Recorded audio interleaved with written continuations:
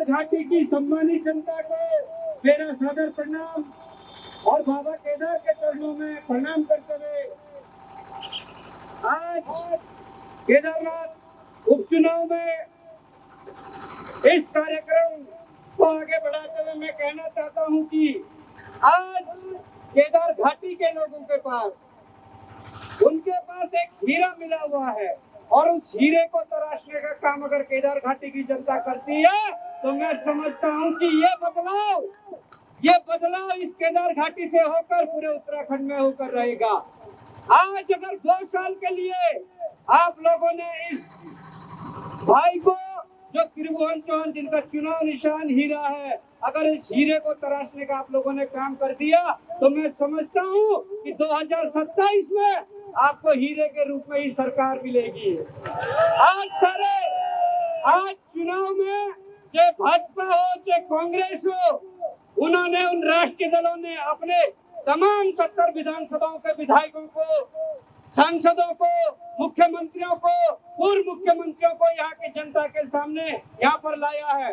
पर मैं ये सवाल करना चाहता हूँ कि कई ऐसे विधायक हैं, कई ऐसे सांसद हैं जिनके अपने क्षेत्र में अस्पताल की स्थिति दूर से दूर स्थिति है, जिनके अपने शिक्षा का जो उनका स्तर है अपने विधानसभा में बहुत गिरा हुआ है, उनके विधानसभा या सांसदीय क्षेत्र के अंदर सड़कों की बदहाल स्थिति है। ऐसे लोगों को अगर यहाँ पर लाया गया है तो मैं समझता हूँ कि वो केवल और केवल गुमराह करने के लिए लाया गया है।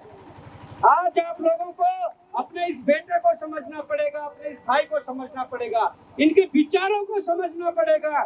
इनके विचारों को हम जानते हैं कि जिस व्यक्ति ने लंबे समय से पत्रकारिता के माध्यम से जिस प्रकार से केवल केदार घाटी का ही नहीं बल्कि उत्तराखंड की 70 विधानसभाओं का भ्रमण किया है और उस 70 विधानसभाओं के भ्रमण के बाद इन्होंने सोचा कि सड़कों पर लड़ने का एक सीमित दायरा है, वो चाहे आंदोलन के माध्यम से हो, पत्रकारिता के माध्यम से हो, अगर स्थानीय या क्षेत्रीय हित के लिए क्षेत्रीय मुद्दों पर लड़ना है तो कहीं न कहीं विधानसभा या संसद जैसी एक उचित स्थान, एक पवित्र स्थान पर जाकर मुद्दों का सॉल्यूशन हो सकता है।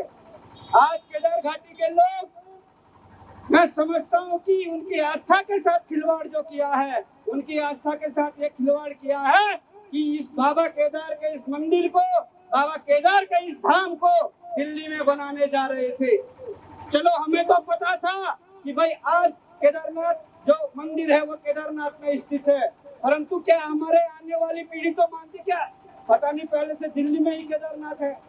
ये हमारे रोजगार को खाना चाहते हैं, ये इस यात्रा को खत्म करना चाहते हैं।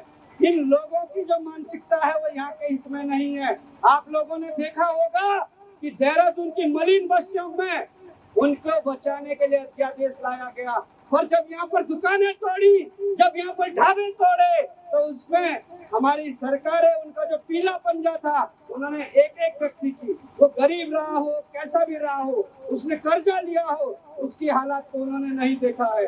मैं समझता हूँ कि कार्यक्रम बहुत लंबा है और जिस प्रकार से यहाँ के जनहित मुद्दों को लेकर भाई त्रिभुवन चौहान जी ने पहले पत्रकारिता के माध्यम से उठाने का काम किया है, मुझे उम्मीद है कि अगर यहाँ की जनता उन्हें उन पर विश्वास जताती है तो ये भविष्य में यहाँ के लोगों के लिए, यहाँ के हित के लिए आगे ही रहेंगे।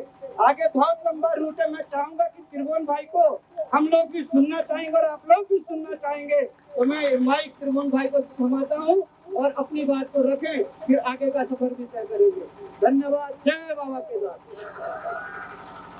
बोलो जय श्री केदारनाथ धाम की, बोलो केदारनाथ भगवान की, बोलो केदार बाबा की। मैं वहीं से शुरुआत करूंगा जहां पर बॉबी भाई ने अभी एक बात रखी।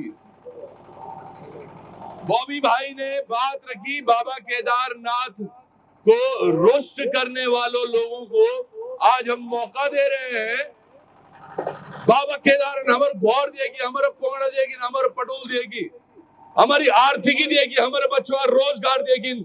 और ये भाजपा और कांग्रेस के लोग आज यहाँ वापस से टिकट मांगने आ रखे हैं।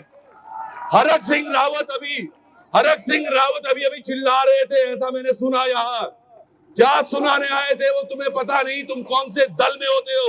कभी भाजपा, कभी कांग्रेस, कभी भाजपा, कभी कांग्रेस। चर्चा पर्चा खर्चे की बात करते हो तुम। चर्चा खर्चा पर्चा तुम पहले अपने घर पे देखो, क्या खर्चे और कितनी धांधलियां तुमने करी हैं। ये मैं हरक सिंह रावत जो दूर जाने की आवश्यकता नहीं है। सोचिएगा, ये वो व्यक्ति जो खुद अभी कांग्रेस के दामन में जाकर बैठे हैं और अपनी बहू को उन्होंने वापस से भारतीय जनता पार्टी में रखा है। एक ही परिवार के दो लोग और यहाँ आकर हमारे लोगों से बहकाने की बातें कर रहे हैं।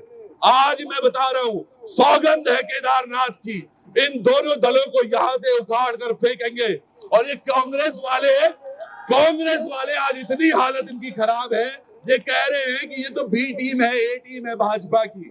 त्रिभुवन चौहान, ए टीम बी टीम है भाजपा की। तो मैं ये कहना चाहूंगा, अगर बी टीम होती तो धामी जी की इतनी हालत क्यों खराब है।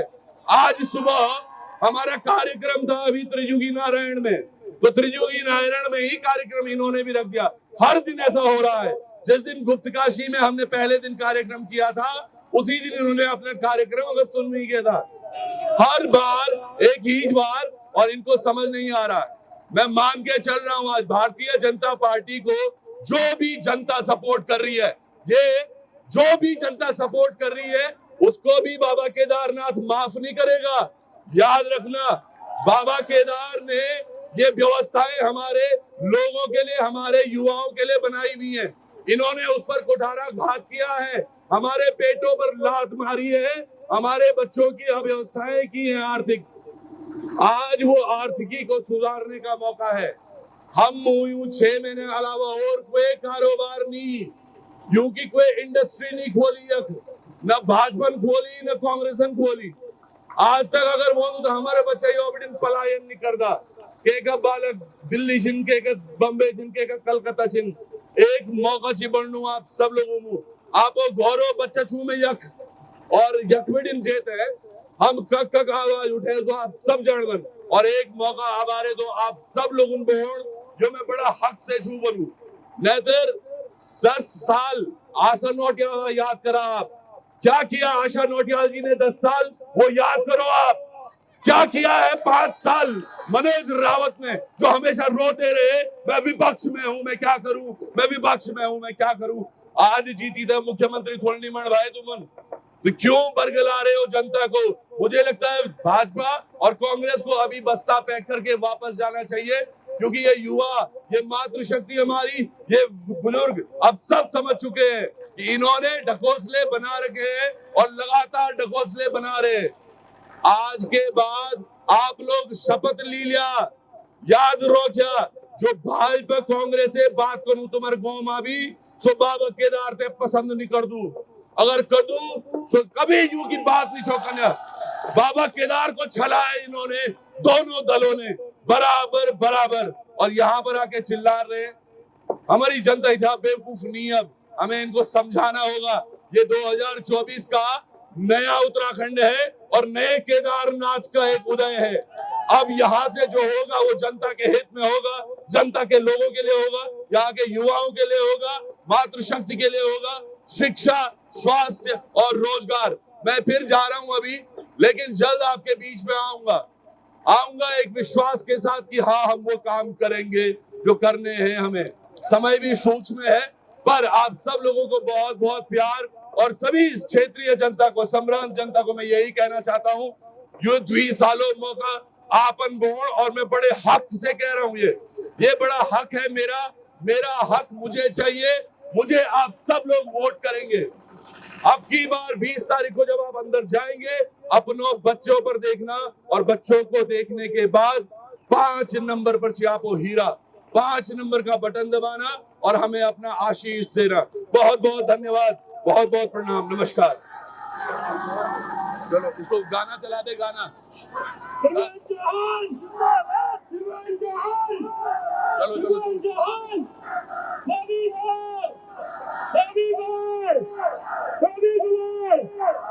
आशीर्वाद उठाना बेटी। अब की बार हमारा नेता कैसा हो, हमारा नेता कैसा हो, हमारा विधायक कैसा हो, हमारा विधायक कैसा हो, हमारा